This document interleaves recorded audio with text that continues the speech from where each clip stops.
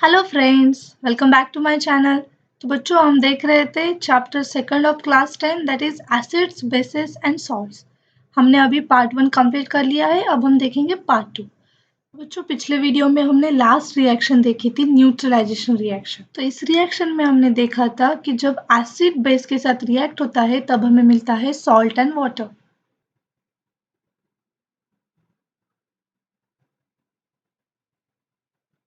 अब एक नई रिएक्शन है, when acid reacts with metallic oxide, it gives salt plus water. ये दोनों रिएक्शन देखने के बाद हमें एक कंक्लूजन मिलता है कि जब भी एसिड किसी भी मेटालिक ऑक्साइड के साथ रिएक्ट होता है तो वो देता है salt and water. Similarly acid base के साथ रिएक्ट होने पर भी हमें मिलता है सॉल्ट एंड वाटर कि this metallic oxide is basic in nature. So metallic oxide यानी जिसे हम कहेंगे बेसिक ऑक्साइड, इसके एग्जांपल्स है sodium oxide and magnesium oxide. इसी तरह सिमिलरली एक और रिएक्शन होती है। So when non-metallic oxide reacts with base, it again gives salt and water. तो बच्चों, इन दिस केस कह सकते हैं कि नॉन मेटालिक ऑक्साइड जो होता है वो एसिड नेचर में होता है, इसीलिए उसकी जब भी बेस के साथ रिएक्शन होती है तब हमें मिलता है salt and water. For example, non metallic का एग्जाम्पल होता है CO2। अब हम देखेंगे what do all acids and bases have in common. सभी एसिड और बेसिस में कौन सी चीजें कॉमन होती है। तो सबसे पहले हम बात करेंगे एसिड्स के बारे में। All acids have H+ ions in aqueous solution. सभी एसिड्स aqueous सॉल्यूशन यानी वाटर सॉल्यूशन में H+ आयन रिलीज करते हैं। तो डिफरेंस इतना ही होता है कि किसी एसिड में H+ आयन की मात्रा कम होती है और किसी एसिड में H+ आयन की मात्रा ज्यादा होती है। यानी अगर H+ आयन ज्यादा होंगे तो वो एसिड स्ट्रॉन्ग एसिड रहेगा और H+ आयन कम होंगे तो वो एसिड वीक एसिड रहेगा। देन एसिड्स आर सोर इन टेस्ट। एसिड्स की टेस्ट कैसे होती है? खट्टी होती है। अब हम बात करेंगे all bases. All bases have OH+ ions in aqueous solution. सभी बेसिस वाटर के सॉल्यूशन में OH+ आयन रिलीज करते हैं। Bases are bitter in taste. Bases की टेस्ट कैसी होती है? कड़वी होती है। और OH+ आयन अगर किसी बेस में ज्यादा होंगे तो वो बेस स्ट्रॉन्ग बेस होगा, और अगर OH+ आयन किसी भी बेस में कम होंगे तो वो बेस वीक बेस होगा। So this H+ ions responsible for the acidic properties and OH+ ions responsible for the basic nature of the bases. Now next is acids and bases in water solution. Water solution के अंदर acid और base हमें कौन से product देते हैं? तो सबसे पहले हम बात करेंगे एसिड्स की। जब हम हाइड्रोक्लोरिक एसिड को वाटर के अंदर मिक्स करते हैं तब क्या होगा? जैसे कि हमें पता है यहाँ पर H+ होता है और क्लोरीन निगेटिव होता है, तो इसीलिए ये जो H+ होता है वो वाटर के साथ मिक्स हो जाता है और क्लोरीन गैस रिलीज हो जाती है। सो हमें प्रोडक्ट कुछ इस तरह से मिलता है।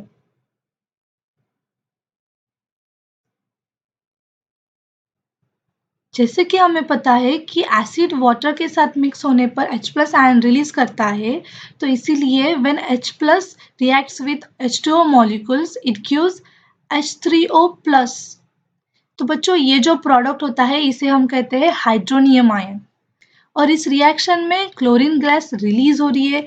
यानी बच्चों, जब कभी भी हम एसिड को नीचे फ्लोर पर डालते हो तब एसिड की बहुत ज़्यादा स्मेल आती है, तो वो जो स्मेल होती है वो होती है क्लोरीन गैस की, जो कि रिलीज हो रहा है। और यहाँ पर एक नोट भी दी गई है, that is H+ ions can not exist alone. ये जो H+ आयन होते हैं वो अकेले नहीं रहते हैं, दे एग्जिस्ट एज H3O+। तो वो हाइड्रोनियम आयंस इस रूप में रहते हैं। तो बच्चों, ये हो गई एसिड की बात। अब हम देखेंगे बेसिस में क्या होता है। So when bases dissolves in water it gives OH+ ion. So इसीलिए सोडियम हाइड्रोक्साइड जब हम वाटर के अंदर इसे मिक्स करेंगे तब हमें मिलेगा Na+ that is sodium plus ion और OH- आयन। अब हम देखेंगे यूनिवर्सल इंडिकेटर। तो जैसे कि हमें पता है कुछ एसिड स्ट्रॉन्ग एसिड होते हैं और कुछ एसिड वीक होते हैं। सिमिलरली कुछ बेसिस वीक होते हैं और कुछ बेसिस स्ट्रॉन्ग होते हैं। तो ये स्ट्रॉन्ग और वीक होते हैं, ये हमें कैसे पता चलता है? वो हमें पता चलता है पीएच वैल्यू से। हर एक एसिड और बेस की अपनी एक पीएच वैल्यू होती है, जिससे हमें पता चलता है कि वो कितना स्ट्रॉन्ग होता है और कितना वीक होता है। तो ये जो पीएच स्केल होती है वो 0 से लेकर 14 तक होती है। तो इस स्केल का मिडल पॉइंट होता है 7। और किसी भी कंपाउंड की पीएच वैल्यू अगर 0 से लेकर 7 तक होती है तब उसे हम कहेंगे एसिड।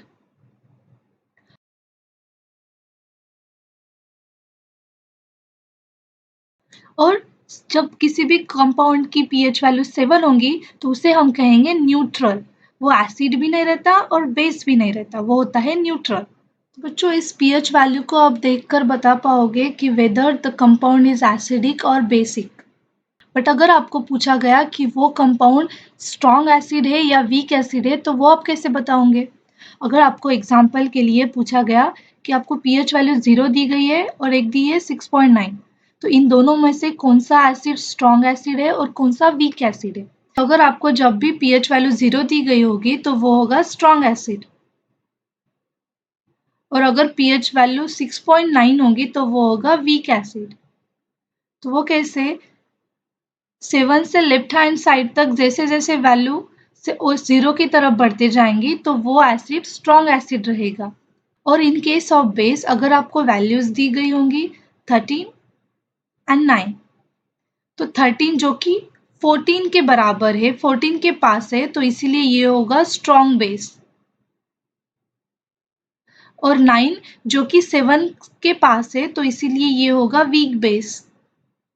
यानी जैसे जैसे 7 की तरफ से 14 तक वैल्यूज बढ़ती जाएंगी बेस उतना ही स्ट्रॉन्ग होता जाएगा। And on the left hand side 7 से जैसे जैसे वैल्यूज 0 की तरफ जाएंगी तो वो कहलाएगा strong acid.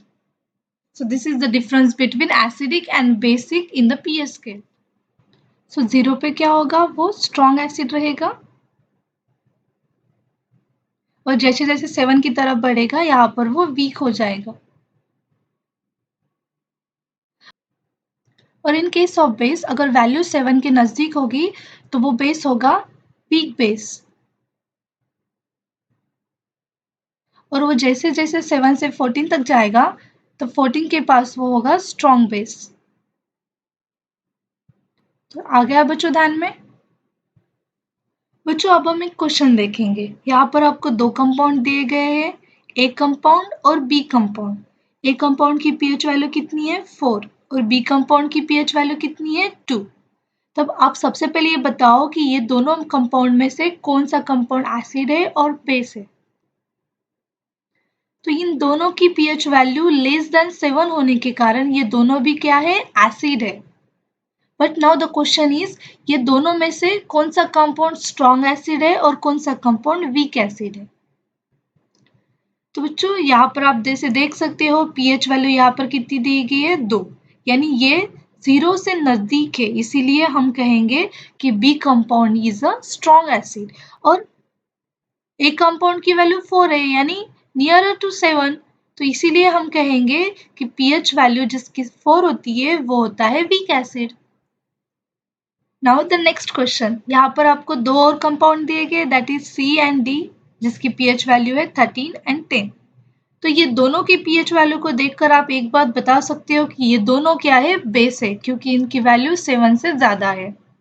But now the question is कि इन दोनों में से कौन सा बेस स्ट्रॉन्ग बेस है और कौन सा बेस वीक बेस है। So the answer is C compound, क्योंकि सी कंपाउंड की पीएच वैल्यू है 13।